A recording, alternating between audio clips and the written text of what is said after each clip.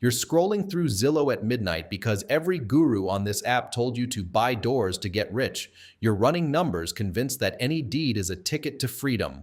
Wrong, dead wrong. I'm Sam, and I perform forensic autopsies on failed portfolios.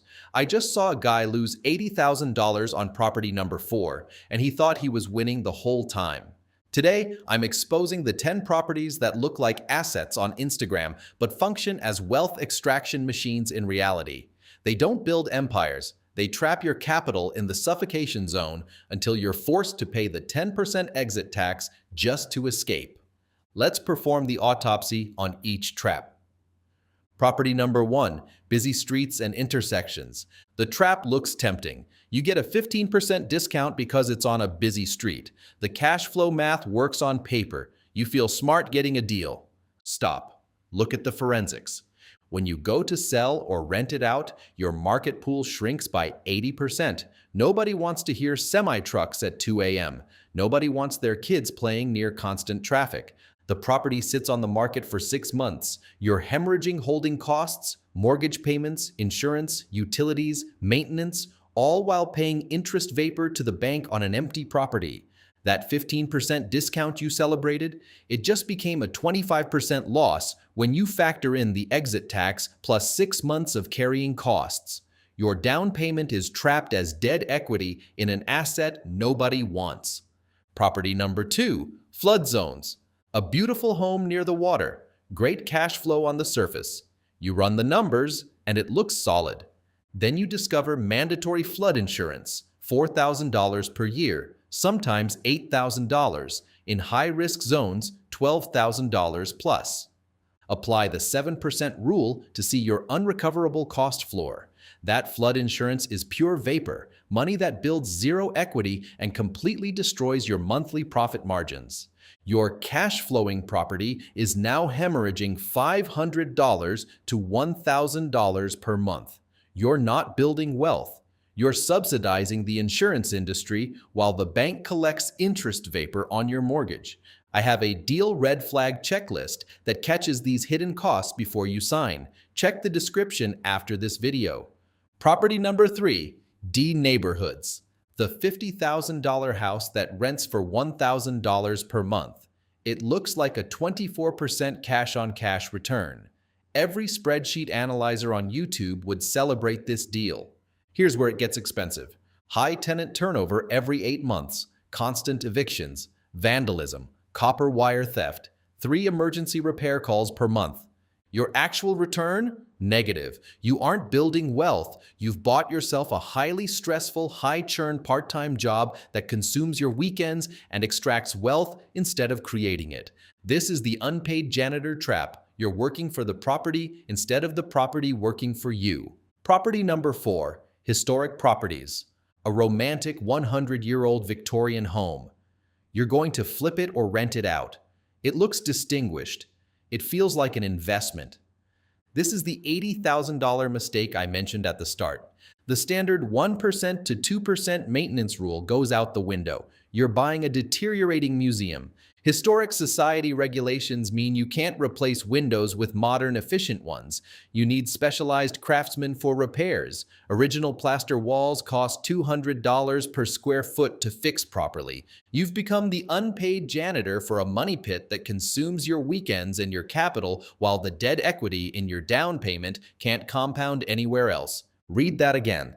Property number 5, short-term rental only deals. You buy a property whose math only works if it functions as an Airbnb. The long-term rent would be $2,000, but short-term brings in $4,500. The deal pencils perfectly. You're building an empire on rented land. When the city council passes a zoning ordinance banning short-term rentals, and they will eventually, your cash flow drops 55% overnight.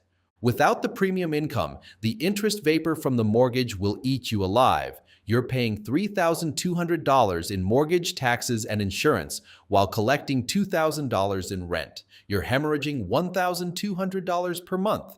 You just converted an asset into a wealth extraction machine, and you're trapped because selling triggers the 10% exit tax. Property number 6, condos with high HOA fees.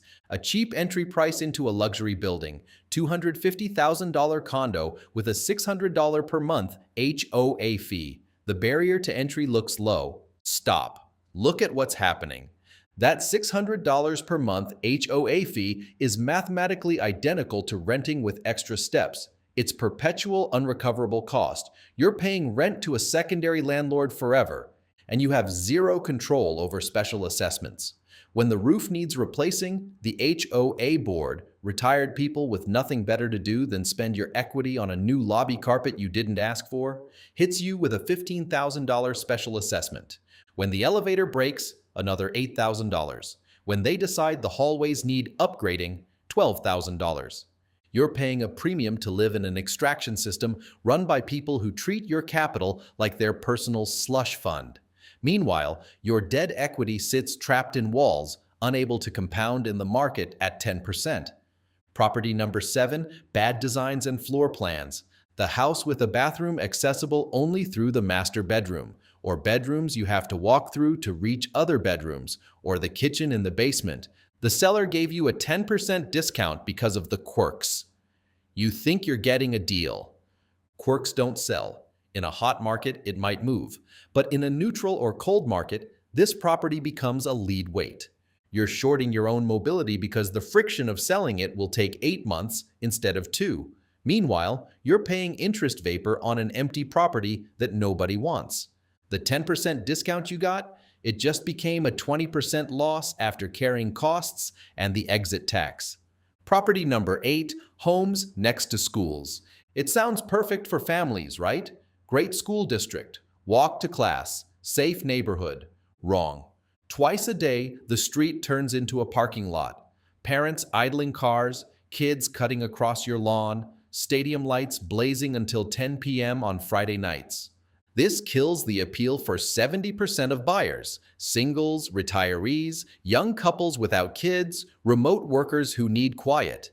The identical house 3 blocks away sells for 8% more and sells 60% faster.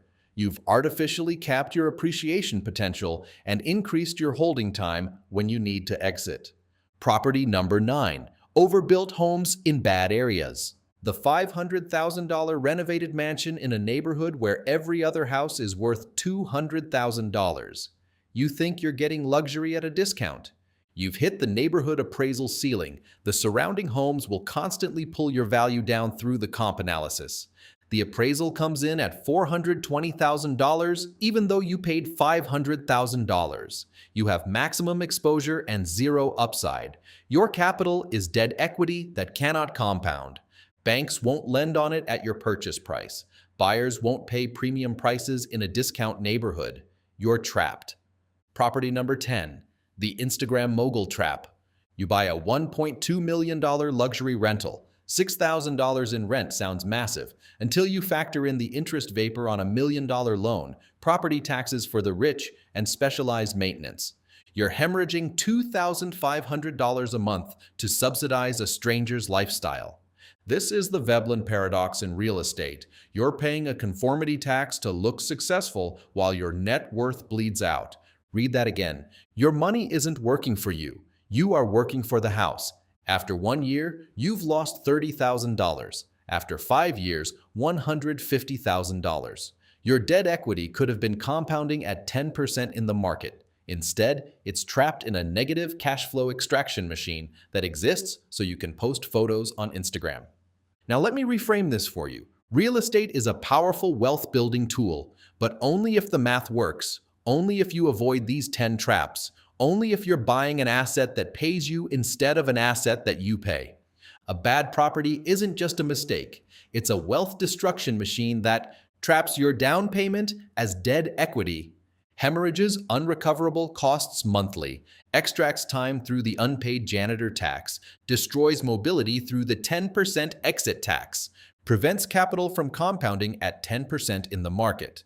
If you can't find a property that avoids these 10 traps and actually produces positive cash flow after all real costs, your money is better off in your liquid empire. Index funds at 10% average returns, fully liquid, fully accessible, no exit tax, no unpaid janitor work, no tenants calling at 2 a.m. about broken toilets. Your capital compounds daily instead of sitting as dead equity in walls. You preserve mobility instead of being anchored to a bad property. You avoid the suffocation zone where 50% plus of your income goes to servicing a negative cash flow investment. This is the difference between looking like a real estate investor on Instagram and actually building wealth. Real estate isn't about buying doors, it's about buying the right doors. If the math doesn't pass the forensic audit I just gave you, walk away, protect your capital, and build your liquid empire instead. Before you go, I want to hear your horror stories. Tell me about the worst money pit you ever encountered in the comments. I'll be replying to the top stories to help you run the forensics on how to exit. And don't forget to grab the Deal Red Flag checklist in the description. It'll save you from these traps before you sign anything. Hit like, subscribe, and don't let a bad property lock you in a 30-year prison. I'll see you on the next one.